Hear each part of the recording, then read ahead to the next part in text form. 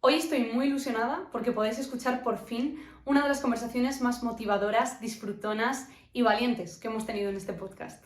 Cristina Plazas es una de las actrices con más cintura del panorama español, además de, como veréis, un maravilloso ser humano comprometido con la juventud y con la búsqueda de un futuro mejor.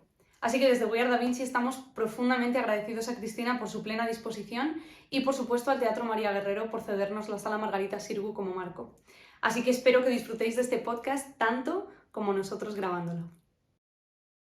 Tenemos hoy el placer de charlar con una inmensa actriz que además ha sido nominada recientemente a los premios Godot por su trabajo en Paraíso Perdido y que ha tenido la amabilidad de recibirnos un ratito antes de la función precisamente aquí en el Teatro María Guerrero. Cristina Plazas, muy buenas tardes. Muy buenas tardes. Qué gusto charlar contigo. Pues muchas gracias. Y además en esta sala, que aunque os va a parecer muy sorprendente, yo me debuté aquí, en esta sala. Esta sala antes, a pesar de que no parece una sala teatral, se hacían espectáculos. Y como es tan blanca, hicimos una llamada para Pirandello de Tabucchi, y fue mi primer papel, que yo era una monja, que me acuerdo perfecto que salía por ahí, me sentaba como por ahí, decía una frase al principio de la función, pasaba toda la función, me levantaba, decía otra frase y me iba. Y ya me parecía lo más maravilloso del planeta Tierra hacer eso. Fue una experiencia muy bonita en esta sala. Y hoy en la sala grande. Y hoy en la sala grande, sí, así es la vida, es verdad. Qué bueno. Pues es que yo pensaba, digo, tu cara resulta familiar a prácticamente todo el mundo. Bueno, no sé. Pero probablemente hay mucha gente, sobre todo joven, que no saben tu extensísima trayectoria en los escenarios. Entonces, creo que está guay que nos cuentes dónde, cuándo nace tu vocación, cómo empieza tu carrera. Bueno, ya fíjate, antes de que me hicieras la pregunta, Sí. ya he comentado esto, que esto fue gracias a...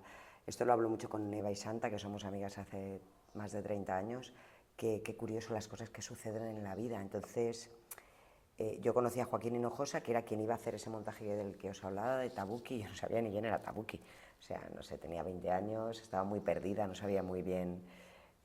porque yo tenía una vocación como de escritora, eso siempre lo tuve, y nunca he escrito. Bueno, sí que he escrito, pero mal y nunca de una manera profesional.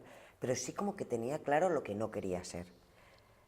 No quería tener un trabajo donde saber qué haría en el resto de mis días, cuando tendría vacaciones, o sea, no. O sea, yo es una de las pocas cosas que en este oficio es tremendo, y es la inestabilidad y la incertidumbre, y pues, la inestabilidad la llevo peor, pero económica sobre todo, ¿no? Pero la incertidumbre la llevo muy bien. Me gusta no saber qué va a suceder, ¿no? en el futuro. Entonces, es curioso que si no hubiera aparecido Joaquín Hinojosa en aquel momento, con el que ella hizo una función, el Don Juan de Alcalá de Henares, tal, yo les conocí, había empezado a hacer teatro amateur, tal, y de repente apareció la oportunidad de hacer ese personaje aquí, y ahí empezó mi carrera, porque a partir de ahí conocí a Carles Alfaro, me fui a Valencia, estuve allí 14 años trabajando y trabajando también en cosas que no eran del teatro, ¿eh? Los primeros años no fueron, o sea, no me podía dedicar únicamente a este oficio, pero allí empezó todo y la verdad es que luego vino la suerte. Yo he tenido mucha suerte, Jimena, mucha. Y mucho trabajo también por tu parte. Sí, sí, yo no dudo. O sea, evidentemente todos los que tenemos suerte trabajamos, con lo cual es fácil decir, y yo podría decir de mí misma, bueno, me lo he currado mucho, ni lo dudes. Pero yo creo que es que en este oficio currárselo mucho es un privilegio.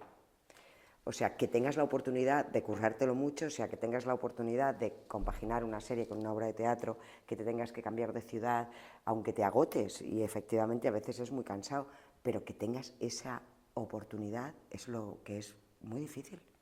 Sí, desgraciadamente. Desgraciadamente, vosotros sois muy jóvenes todavía, a ti te van a pasar muchas cosas, pero no es fácil, no es fácil ser actor o actriz. O sea, lo de la larga trayectoria, jolines, es complicado. Sí, sí, sí. Además es que tú eres una todoterreno, porque te vemos en cine, televisión, teatro. Ya que tienes esta visión privilegiada de la profesión, porque haces todo, ¿qué te ofrece el teatro que no te ofrezca el cine? Y viceversa, ¿qué tiene el cine que no tenga el teatro? Bueno, yo es que no soy de las que elige ninguno de los medios. Yo creo que lo que importa es el proyecto en sí. El personaje, podríamos decir, pero el personaje en el fondo, si no hay un buen proyecto detrás, da igual, te pueden dar un... Yo he tenido como ofertas de personajes muy, ay, no me sale la palabra, muy apetitosos, que después dentro de un proyecto mal llevado, tanto de cine como de televisión como de teatro, acaba siendo un bluff, porque, bueno, dependemos, o sea, eso de que el actor puede ser autónomo es la cosa más ridícula del planeta, ni siquiera haciendo un monólogo. Necesitamos, bueno, yo al menos creo que necesitamos de todo un gran equipo para poder ser lo que somos, ¿no? Y hacer lo que hacemos. Entonces, dependiendo del proyecto, yo me decanto por una cosa u otra. Por ejemplo, pues ahora estoy muy feliz de estar haciendo Paraíso Perdido, que es una obra muy, muy potente, bueno, muy exigente para un actor, porque, bueno, tú lo has visto, hablo mucho, es muy intensa de emociones, de intensidad, de energía, pero también es verdad que estoy muy bien acompañada, tengo muy bien acompañada, o sea, Per Arquilloé, que es quien hace el personaje de Dios, es Dios, teatralmente hablando, todos el resto de mis compañeros también. Hemos tenido la dirección de Andrés Lima, tenemos detrás una productora como Focus que ha cuidado el producto, bueno, todo es bien. A veces no sucede eso. Y entonces el teatro puede ser el más duro de los tres, porque la televisión o el cine, en el fondo tú vas, haces tu secuencia, puedes tener un mal día, eso queda grabado, es verdad que para siempre, pero lo bueno también para siempre. Pero en una mala experiencia teatral, tener que volver a hacer una función donde los mimbres no están bien puestos es horrible. Eso es horrible saber, o sea, yo hoy vengo con la seguridad de que llegaré, que el escenario estará como tiene que estar, que tendré mi camerino, todo lo que necesito para prepararme, concentrarme y estar, y entonces eso sí que es un privilegio. Pero a veces no sucede, y cuando no sucede en teatro es muy duro. En la tele, bueno, luego también es duro, pero ya te digo, es un mal día haces, bueno, borremos esto. Y alguien te dice luego, te vi en una cosa, no estabas muy bien. Y haces, no, no te voy a explicar por qué, ¿no? Sí, a veces pasa. ¿Qué es lo más raro que te ha pasado en un escenario? Uy, raro. Bueno, me han pasado muchas cosas divertidas, raras.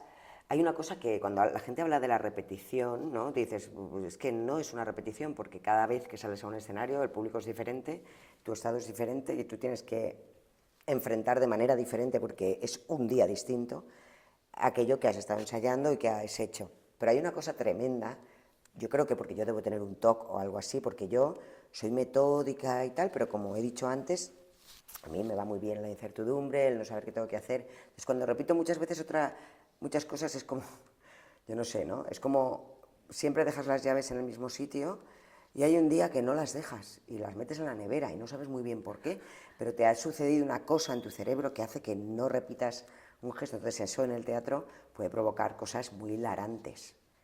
Yo muchas veces antes de salir, ahora con este personaje, digo, lo llevo todo, llevo el arnés, llevo el no sé qué, estoy vestida. Por suerte con este personaje no necesito mucho.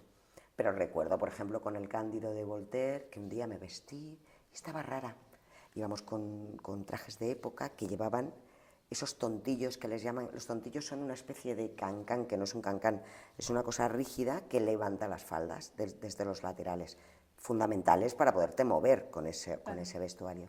Entonces, llevábamos muchas funciones, pero yo un día estoy rara, me siento como pesada, no camino bien. Bueno, total que cuando salgo a escena, digo, no me he puesto los tontillos. Y entonces diréis, ¿y qué? Pues que me pasé toda la obra hasta que me pude cambiar de ropa para otro momento, arrastrando el vestido, tropezando con los muebles, incapaz de hacer lo que hacía cada día, porque no llevaba, bueno, pues el sostén, como si un día, pues eso, no te pones un sostén, Sí. o no te pones, o sea, fue una cosa muy increíble. Y de estas chorradas me han pasado bastantes, como de olvidarme cosas. Y luego, bueno, pues eso que pasa. ¿Qué pasa? Pues cuando un compañero se va por otro lado, se equivoca, que también le pasa, la reacción que tienes, o cuando tú mismo, por alguna razón, por muy concentrado que estáis, de hecho, si estás muy concentrado pasa más. Pues oyes una risa, por ejemplo, en el patio de butacas, donde hay 400 personas, pero oyes una risa que reconoces y tu mente sigue hablando, pero se va al reconocimiento. Eso, bueno, todos los que hemos sido actores lo hemos vivido y es una cosa tremebunda, hasta que te das cuenta de que puedes hacerlo, de que eres capaz de recitar a Shakespeare mientras estás diciendo, claro, jolín, es este hijo puta, que fue el que no me, ese, bueno, perdón, Ahora he dicho, o esta persona maravillosa que fue quien me intervino y tú dices, ¿cómo puedo estar paralelamente pensando en dos cosas distintas, ¿no? Sí, sí, sí. Sí. Estás haciendo Paraíso Perdido, que ya nos has introducido. Hay mucho teatro en Paraíso Perdido. Además es un tributo al oficio del actor. A mí me cautivó eso. Pero a la vez hay mucha filosofía.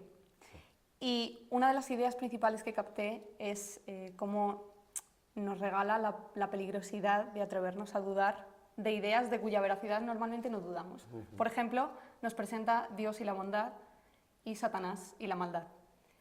¿Qué te ha aportado a ti, tanto artística como humanamente, tratar de entender al demonio? Bueno, artísticamente ya lo he explicado un poco porque yo igual soy muy de oficio, entonces de lo que hablo es de la experiencia. Yo recuerdo cuando me llegó este texto la primera vez que, la verdad, no dudé en decir que sí, era Andrés Lima, el texto era de Elena Tornero, era Milton, pero cuando me puse como a trabajarlo dije, ¿dónde me he metido? Esto es muy fuerte, o sea, muy tremendo, no muy fuerte por el hecho de hacer de Satanás, sino, bueno, era un viaje de dolor, de mucho dolor, porque claro, lo que quería Andrés era de alguna manera humanizar ese Satán. Entonces, bueno, para mí, esto es que creo que son dos cosas distintas, ¿no? Por un lado, yo creo que es verdad que habla de que el saber no es un delito y que acatar lo que nos cuentan es un error para poder avanzar en la vida, o sea, que realmente, pero que nos pasa constantemente, políticamente, o sea, tú lees una noticia en Twitter, yo ahora, mira, fíjate, me voy a desviar, pero pienso, lo de la inteligencia artificial es horrible, pero menos mal que alguien ya le ha puesto nombre, porque en el fondo la inteligencia artificial no es solo un bot que se inventa que tú dices unas palabras que no dices, sino todo un sistema, por ejemplo, periodístico que decide que una noticia es la que todos nos vamos a creer en un momento dado. Y eso, bueno, yo en mi vida adulta es lo que vivo. O sea, cuestionarte, no sé, siempre hemos escuchado eso de hay que leer todos los diarios, ¿no? Pero ha llegado un momento que ni leyendo todos los diarios puedes tener una opinión certera sobre algo, porque no tienes nunca toda la información de tanta que tienes. Pero no la tienes toda. Entonces yo creo que plantearse que Satán, que es junto a Eva uno de los personajes que se pregunta cosas en el Paraíso Perdido, y es, pero un momento, todo esto ya estaba orquestado. O sea, y además vamos viendo cómo él va descubriendo. A veces yo hablaba de la inocencia de Satán, porque de la manera en que Tornero nos lo presenta, es como que Satán se revela primero, va a la guerra, se enfrenta a Dios, tal, y es cuando ya está derrotado y derrotado y derrotado, cuando dice, claro, que no puedo ganar, ¿no? Que esto es el juego, que es que yo lo único que puedo hacer es rebelarme, porque me has creado para eso, para que me rebele y me machaques, me rebele y me machaques. Entonces, pero eso no quita que lo vaya a intentar toda la eternidad, porque iba a decir, como de toda la existencia no puede ser, toda la eternidad. Para mí eso es fascinante, pero en el fondo Eva representa eso. O sea, el personaje de Eva representa, no puedo, es verdad que está la tentación, o sea, está todo muy bien argumentado para mostrarnos a la mujer como alguien provocador, ¿no? Que se deja tentar por la serpiente, primero en el sueño con el sapo, después con la serpiente, pero en realidad Eva, antes de eso, ya se pregunta cosas, o al menos en la visión de Tornero. ¿Y qué ha pasado? Pues que en la historia de la humanidad todavía siguen habiendo muchas mujeres muertas en nuestro país y en el mundo, no te quiero ni contar, pero eso no quita que haya que seguir intentando que eso no ocurra. O sea, quiero decir, no podemos rendirnos. De eso habla Paraíso Perdido. El precio a pagar es altísimo, pero no podemos rendirnos. Lo que pasa es que la figura de Satán yo creo que da mucha ternura porque nunca va a ganar. Y yo creo que las mujeres sí. Qué bueno el mensaje que mandas. Bueno, tu creación de Satán es absolutamente maravillosa. Bueno. Te lo tenía que decir porque salí entusiasmadísima. En la obra... Bueno, muchas gracias. Como decía Bernardo Achaga, que el otro día escuchaba un podcast, dice, ante un halago solo hay que dar las gracias. Y a veces decimos, no, bueno, pues gracias. Tengo mis dudas. Es alucinante. No, pero porque transmites lo que estás contando justo ahora. O sea, planteas un Satán tierno, que al final te da pena y que entiendes. O sea, como nos haces entender a una figura a la que normalmente siempre la despreciamos. Sí. Entonces es como que casi humanizas al demonio. Sí, pero bueno, tiene esa dificultad. Yo creo que lo que tiene de maravilloso el teatro, y es un texto tan extenso y tan denso, aunque la verdad es tan lúdico, porque el espectáculo es muy lúdico, pero yo yo, por ejemplo, nunca estoy contenta del todo, bueno, a veces sí, a veces hago una función que digo hoy, porque creo que el equilibrio entre la fragilidad de Satán y su fuerza tiene que ser el justo. Entonces, si me paso de rebelde y fuerte, puedo resultar muy antipático y muy irracional. Si me paso de dolor, es un poco también, bueno, chico, a ver, espabila. Y creo que, claro, el teatro tiene eso, que tienes la oportunidad. Es un mindfulness de eso súper guay, ¿no? Todos los días es presente absoluto. Venga, inténtalo hoy, inténtalo hoy, inténtalo hoy. Ahora nos quedan 2 semanas aquí, o sea que... Pero bueno, gracias. Tienes un equilibrio increíble. Bueno, pues en la obra, como decía, se hace también un tributo al oficio del actor, y de hecho tengo el cartel aquí publicitario. Dice, y el hombre creó a Dios, y Dios creó al diablo, y el diablo creó al actor. A mí me surge la duda de tu opinión sobre la utilidad del trabajo del actor. ¿Realmente es tan peligroso, se ha demonizado a lo largo de los años por esta transmisión de la capacidad de dudar? ¿O más bien no nos gusta vernos reflejados con todos nuestros defectos? A ver, yo creo, primero tengo que explicar una cosa que es una pena, porque esto ya está hecho así, pero en la dramaturgia de Elena Tornero, que igual hubiera durado la obra media hora más, claro, ¿qué pasa? Que cuando estás en un proceso de creación, cortan de aquí, cortan de allá, entonces esto ha quedado un poco como que solo el teatro ha sido prohibido a lo largo de la historia. Pero Elena decía, claro que se han prohibido también pinturas y músicas, pero nunca el arte en sí, o sea, nunca se ha prohibido la música del todo, nunca se ha prohibido, pero el teatro sí. Sí. El teatro sí ha sido prohibido en algunas ocasiones. Ahora, por ejemplo, no se prohíbe el teatro, se prohíben algunas funciones de una manera, pues por ejemplo, lo que ha pasado con Paco Becerra, esas cosas así extrañas, ¿no? Que de repente decimos, esto solo tiene un nombre y es censura. Hay alguien que impide que se haga porque hay alguien que le va a remover algo que no quiere. Yo creo que el teatro, fíjate, es que tampoco quiero que nos erijamos como los salvadores de nada, porque creo que no, que el teatro, como bien dice Dios en un momento, no todos los actores ni todo el teatro es revolucionario, ni muchísimo menos. Hay muchísimo teatro comercial y tal que no aportan nada más que muchas series que vemos y tal. Pero el teatro sigue siendo un lugar de reflexión, porque tienes que moverte de casa, compartir, porque ahora ni el cine, porque el cine pues lo vemos en casa, pero el teatro solo ocurre si te desplazas, si pones toda tu atención en dirigirte a un lugar, en comunión con otra gente, a escuchar algo, y si ese algo tiene la intención de remover tu conciencia, lo va a hacer. Si tiene la intención, y yo creo que a mí donde único me pasa que se me revelan cosas tales en la literatura y en el teatro, pero en la literatura lo puedo parar, y en el teatro es lo que me ofrecen y está. Y yo creo que eso sucede. Yo creo que Paraíso Perdido es un ejemplo. Eso que has dicho tú al principio, pues el otro día tuvimos la suerte, o la mala suerte, de que hubo nada al principio de la función, cuando ya ven que Dios y Satán no son el bueno y el malo, sino a lo mejor otra cosa, pues hubo gente que se fue. 3, 4, 5 personas. Sí, nos ha pasado en alguna función, no en muchas. Porque yo creo que la gente ya sabe que viene a ver, porque Milton ya escribió Paraíso Perdido y ya se sabe que es bueno, que de alguna manera se ponía del lado de Satán. Pero cuando eso sucede dices, bueno, vamos bien, esto pues está bien que suceda, ¿no? Justo. Pero sí, a mí me encantaría que el teatro todavía pudiese remover conciencias, y creo que lo hace, el Teatro del Barrio lo hace, y muchas funciones que vemos, Shakespeare aún lo hace, quiero decir aún, sí, tantos años después, pues habla de racismo, habla de machismo, habla de muchas cosas, y también no. Pero quiero decir, nos hace pensar. sí. Sí. El valor del teatro, el valor del arte Sí, y el valor de los actores. sí, total. Bueno, de los actores, no de todos, y no todos en todo momento. Bueno, a veces somos muy mercenarios y hay que reconocerlo. Sí, a veces uno dice, bueno, tengo que hacer este personaje. Que no... Aunque yo te diré que creo que... Alguna vez me ha pasado, pero esto sería muy largo de contar. Pero recuerdo una vez que haciendo una serie me llegó una separata. Era una mujer maltratada, hace de esto como 12 años o así.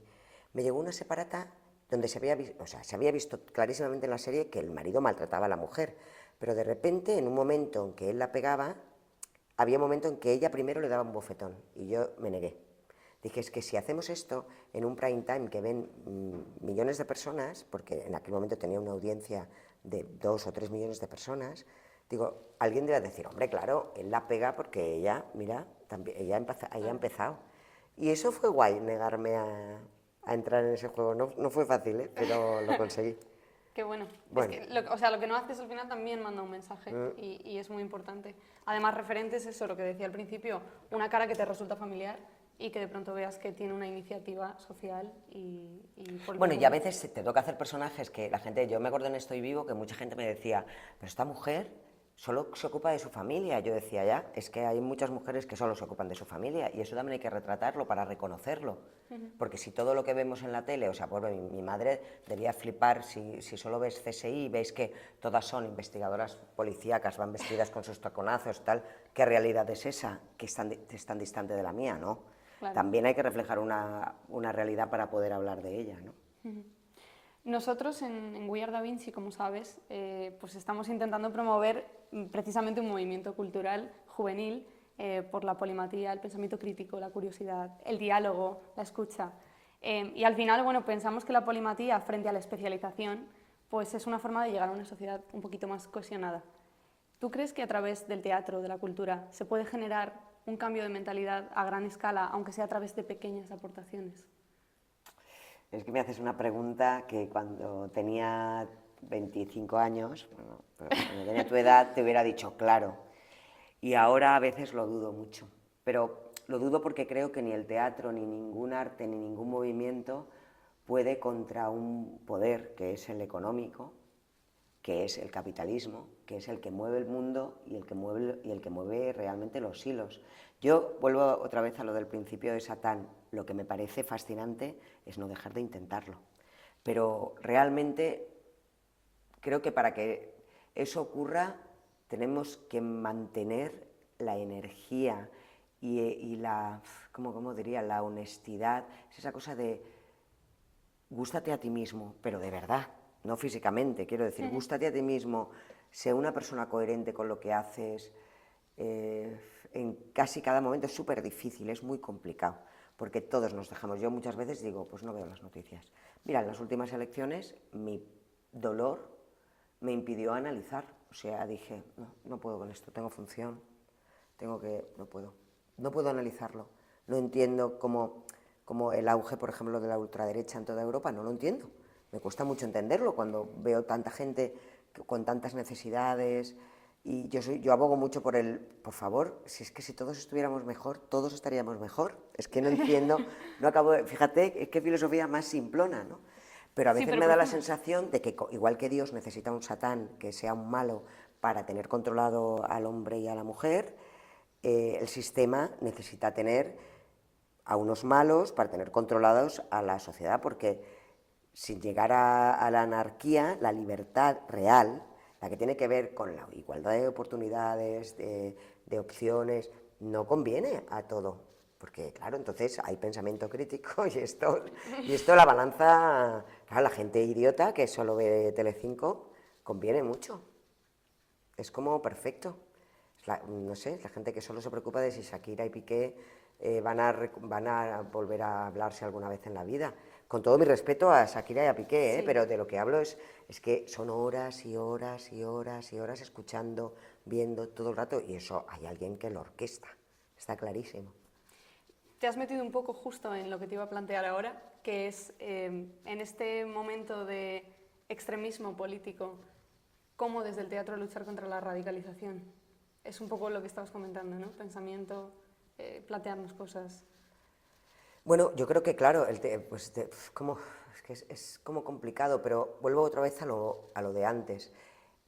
En el teatro, como hay una comunión, como te puedes sentar tú, tus padres y tus vecinos que votan pues, al PP y a lo mejor de repente se ha colado alguien que es pues de extrema derecha y alguien que es comunista y tal, puede suceder que en esa comunión, viendo lo mismo, uno entienda que no todos lo recibimos igual.